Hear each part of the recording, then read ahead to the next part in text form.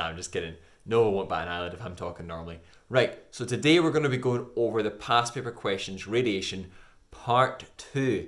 But I thought, just as we enter into the February weekend, some of us might have thought, do you know what, I wish I could go somewhere on holiday. I wish I could actually spend it out with people. So I thought, do you know what, I'm going to take a map and I'm going to give you some hope today. I want to give you some hope before the February weekend. Mr. Bull is giving you hope today that there will be a day, hopefully soon, hopefully the first half of this year, that we can eventually get out of Glasgow. All right? So I'm going to jump over to that in 3, 2, 1. So National 5, we've been in lockdown for quite a wee while now, and this is a familiar scene. It's Glasgow, it's all we know, we've walked the streets endlessly, and we've not gotten out of this place for a long time now. But National 5, as the vaccine rolls out, I wonder what would happen in the next few months. Could we start to see things opening up? Could we start to go beyond Glasgow and start thinking about places like Aberfoyle, Callander, Dunoon, Helensburgh, Dunfermline, St Andrews, Perth? Or could we even think even bigger this summer and look at our whole country and see the endless possibilities of where we could go without any restrictions? Could we go to places like Fort William over here? Could we go to places like Mull? Could we go to places like Col or Tiree, or even South Uist, North Uist, Harris and Lewis, or even the beautiful island of Skye? Could we go up to the very north and places like Wick and Nairn? Could we go to Murray? Could we go to Aberdeen? National 5, even though we are here, very soon we can go anywhere here. And that, my friends, is what I'm excited for summer this year.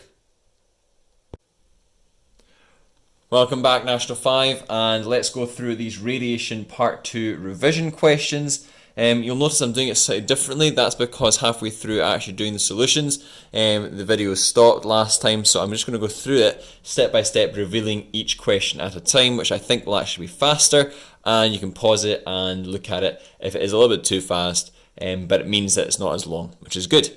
So let's first of all talk about question 1. So question 1 is coming up on the screen, and it says, a technician uses the apparatus shown to investigate the effect of shielding gamma radiation with lead. So gamma radiation passing through a lead absorber is detected by a Geiger-Müller tube. The count rate is displayed on the rate meter. The count rates for a range of different thicknesses of lead absorber are recorded. Using these results, the technician produces a graph of corrected count rate against thickness of lead absorber as shown. And there's a graph, as you can see. So state what additional measurement the technician must have made in order to determine the corrected count rate. Now, before we get the answers started, half value thickness. All of this chat about thickness, it's the same physics as half-life. So please do not get that mixed up. It's the same as half-life. You don't need to do anything different. You just need to apply your physics slightly differently. Okay? So the first answer, I should say, is actually calculate the background radiation count. They've not calculated the background radiation count. A corrected count rate means that you need to have taken into consideration the background. So they've not done that, so that's why we need to add that in. Okay, so B then talks about the half-value thickness of a material is the thickness of a material required to reduce the corrected count rate from a source by half. Very similar to the half-life definition. Using the graph, determine the half-value of thickness of the gamma radiation. So we start off at the very beginning, which is at 0 millimeters. It's 680 counts per minute. So if I was to do half of that, which is 340, and I would move along, I get a half value thickness. Same idea as doing the half-life in a graph question. I would get 4.4 millimeters. Okay, and you could try that with any point on the line if you wanted to, but it should roughly get 4.4 millimeters. Then it says determine the thickness of lead required to reduce the corrected count rate to 1/8. So how do we do that? Very similar again to the questions you would get in the half-life ones, and I'm just going to divide it until I've divided it by 1/8. Okay, so 680 divided by 2 is a half. I'm going to put a wee 1 there. Then I'm going to divide it by 2 again, which is a quarter, and that's my second jump. and then I'm going to divide it by a third jump, which is an eighth now, and that's 85. So 85 is my answer. So what is my thickness? Well, if I've got 1/2 value thickness of 4.4 millimeters, 3, because I've got 3 jumps, gives me 13.2 millimeters, which is important because I need more thickness if I've to reduce the value a little bit more. Okay. So what's number 3 saying? Predicted the half value thickness of aluminium would compare to the half value thickness of lead for this source. Well, I said it was larger as gamma radiation penetrates aluminium more than lead. Okay, so remember, gamma radiation penetrates aluminium more than lead, so you need a bigger thickness. Okay. C, when working with radioactive source, a technician is exposed to an equivalent dose rate of 2.5 times 10 to the negative 6 sieverts per hour.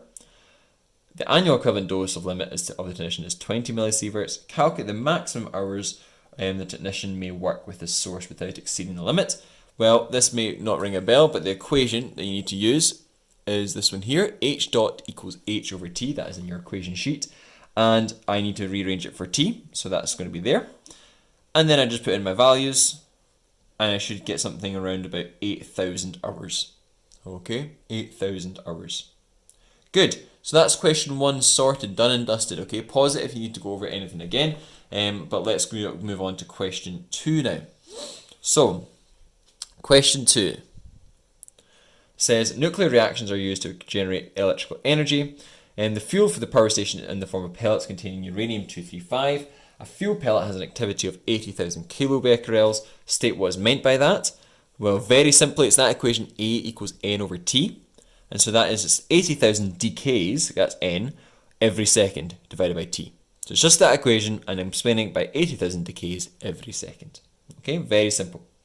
So then B says, explain how a single reaction can lead to a continuous generation of energy, and they've given you a diagram of fission with a neutron hitting uranium-235 nucleus. So how would I explain that? Well, this is what I said. Okay, I said, as a neutron is absorbed by uranium atom, it splits and produces energy plus more neutrons. These neutrons then get absorbed by more uranium atoms in what is called a chain reaction. This produces more energy. Okay, so keywords, chain reaction, neutrons being absorbed by the atoms and producing more energy. Okay, so that would give you 2 marks, hands down. Okay, so let's move that sheet away and let's go back up to the top and move down again. Okay, so the next one then says, one nuclear reaction releases 3.2 times 10 to the negative 11 joules. In the reactor, 3 times 10 to 21 reactions occur each minute. Determine the maximum power output of the reactor, 4 marks.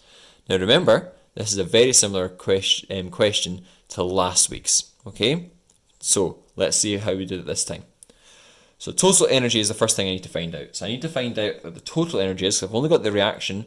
I've only got energy for one reaction, and I've got times 10 to 21 reactions. So I need to times them together, and I get 9.6 times 10 to the 10 joules. And then I'm going to be using P equals E over T, because that's my power equation. I'm going to put that energy in, divide by 60, because each minute, so that's what I'm finding out. And I should get 1.6 times 10 to the negative 9, no, not negative, 1.6 times 10 to the power of 9 watts. Okay? So 4 marks there. 1, 2, 3, 4. Perfect. Okay? Then it says the nuclear reactor produces waste that emits nuclear radiation. State a use for nuclear radiation. Well, you could have plenty of things. I have said a couple here. Sterilizing medical equipment, radiotherapy for treating cancer, and producing energy, which then goes into steam, turns to turbines, and produces electricity. Okay?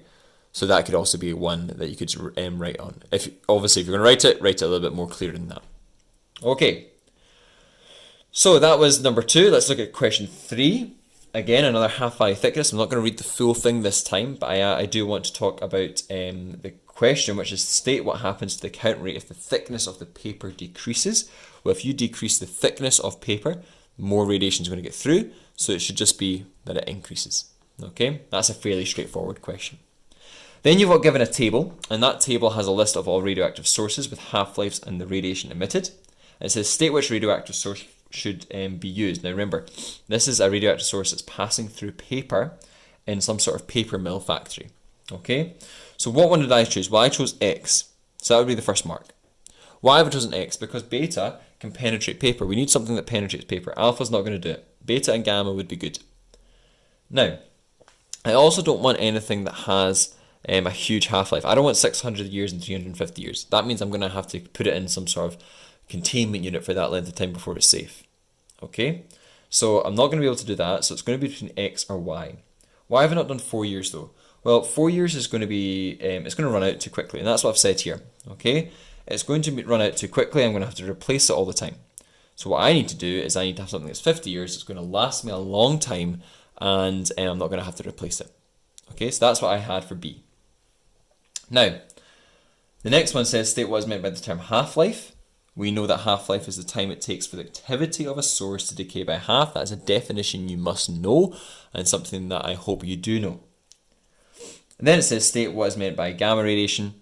So I'll lift this up here. Gamma radiation, there we go, is an EM spectrum, or an electromagnetic wave, or as I've said here, is an electromagnetic high energy wave. Okay, that gives you the full marks there. Okay, these are all just 1 mark questions, so you should know these definitions. So you might be needing to go over your notes and memorize some notes. And then C has a graph, and it's asking us to find out the half-life of that graph. So you're going to have to find 2 values, maybe 1,000 and 500, or 800 and 400, or 600 and 300, and so on.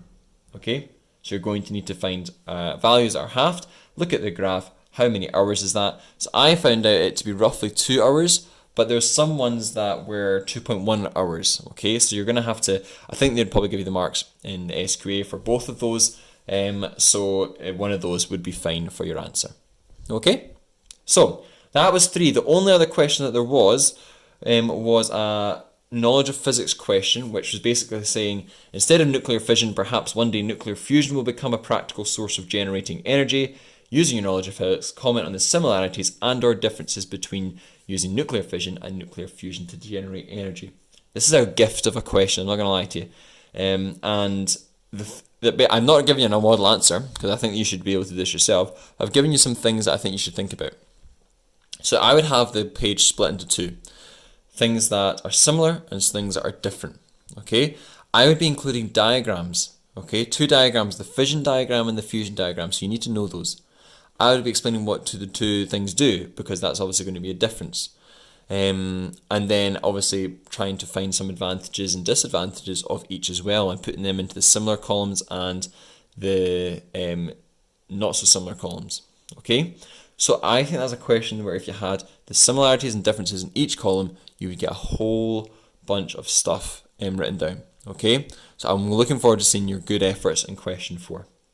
Right, that is that done. Okay, that's all of radiation. Next week we're going to be jumping over to dynamics and starting to get our heads around all that stuff. So very well done everyone for all that stuff, and keep working hard, guys. You're doing incredibly well in what is a very difficult time. So keep it up, and all the best.